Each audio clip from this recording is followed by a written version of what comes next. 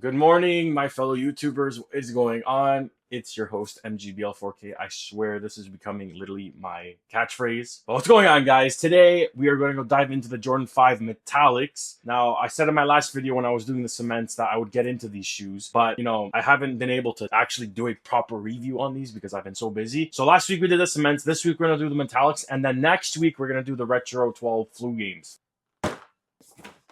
Let's get into today's video.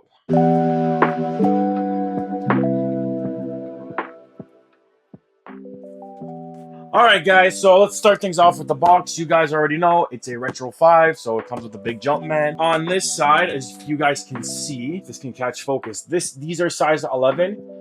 I got these off GOAT about 3 months ago since the release date was in February. But GOAT came through with these on time. They were pretty good. I wore them a couple times, but I'll show you when I get into the video. And if you guys are asking if these fit true to size, they do fit true to size. So get your true to size. They have a little bit of a wider toe box, I would say, so they fit comfortably. But let's get into the real things that everyone wants to see. These bad boys. Ooh, mama, look, see? I only wore them a few times, but I kept the box OG just so I can do the review. Typical guy, eh? No, I'm kidding. All right, man, let's get into this. So, first things first, if you guys remember the Retro from 2016, I personally had those. I'll tell you the story about them in another video. They came with black laces. These come with white laces, and if you guys go back to the 90s on Google, you'll see Michael Jordan actually wore white laces on one of his games with these. So they're saying truly original, and if you want to go back to black, they do include extra laces, which is pretty thoughtful of Nike, considering a lot of their shoes do not come with extra laces. Now, if you guys can see here, I laced up one side, and I kept the other side OG. So personally, however you like to keep your shoes, I like to lace them up like this. I think they fit the most comfortable. And then while we're here, you got the Nike tag over here, and then you got the Nike Air at the back, and then you have a very clear translucent outsole. Keep in mind, these yellow over time and they turn disgusting, but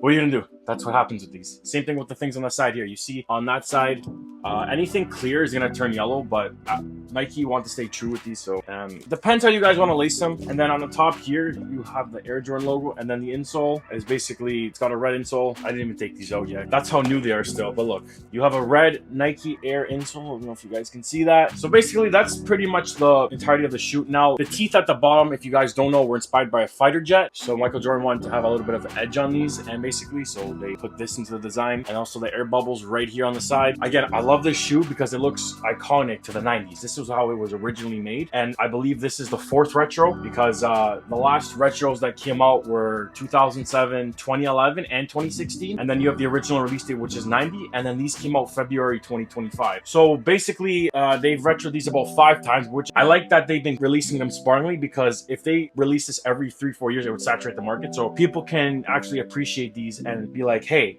these are actually a cool pair of shoes. Now, keep in mind, I did own these back in 2016, and I'm gonna throw out there, these were my first pair of Jordans that got me into the game of Jordans. I used to be into Super footwear. If you guys don't know, it was a nostalgic skate brand from the early 10s. Lil Wayne wore them, Justin Bieber. So if you go back to Google, type in 2013 Super, you'll see what I'm talking about. But these were the shoes that got me into Jordans. Now, I'm gonna make a separate video on explaining what these actually did for me, getting into the shoe game and all that. But that's basically it for the shoes. And I just want to mention right now, resale prices are not too bad on these. They're hovering around 450, 500. So I think they're gonna go up over time just because how rare they are. This is the Reimagined, but they haven't done too much to change it. They did add 3M piping, but like very small touches that actually make it look better. I think they didn't do too much, which is good. I heard these were gonna be like leather or something. I'm like, nah, like, keep them to the original. And these white laces, I like them, and I might keep them like this, but we'll see. Knowing me, I will swap out the laces. But which way do you like them laced? Do you like them the OG way, or do you like them my way, which is pretty much clean? But these shoes are a must cop for the summer. I know we got the Jordan 5 grapes coming out this month, and we got a bunch of other ones coming out, but I feel the grapes, they are nostalgic OG colorway, but they're gonna dirty so fast, and me with white shoes don't have a good track record. So I don't know if I'm gonna get them, but if I do, I'll for sure post a video on them. But these are my favorite 5s by far, and the Tokyo 5s that are supposed to come out near September this year, based on leaks and rumors, another pair I want to get. So I mean,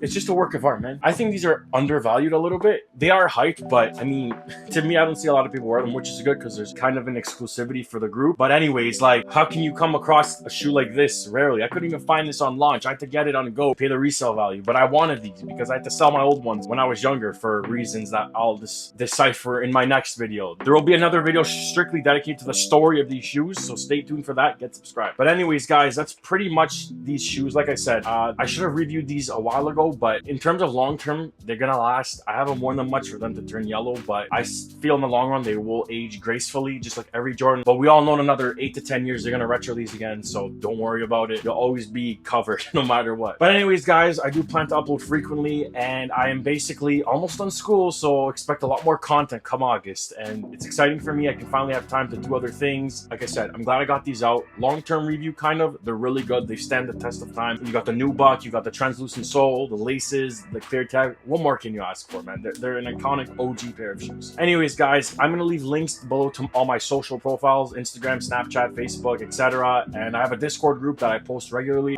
You can, if you want to keep up with me, join the group chat. I'd love to have you. Let's talk sneakers. Let's meet up. Talk about what you guys, what's going on. Any tips, any tricks, any fashion ideas you got, you know, share them with. MGBL4K is out. I'll see you guys in the next one. Peace.